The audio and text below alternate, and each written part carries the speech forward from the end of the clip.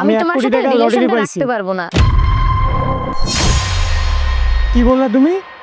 মামুন, আমি তোমাকে বলতে চাইছি যে আমি তোমার সাথে রিলেশনটা রাখতে পারবো না, কারণ আমি তোমাকে বিয়ে করব তাই। সত্যি? হ্যাঁ সত্যি।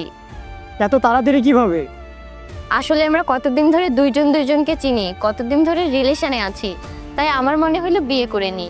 আর সত্যি বলতে তোমার মতো এত ভালো লাইফ পার্টনার আমি আর কখনোই পাবো না। যাক, আজকে দিনটা আমার খুবই ভালো। একদিকে 1 কোটি টাকা লটারি পেলাম, আর একদিকে তুমিও বিয়ের জন্য রাজি হইলা।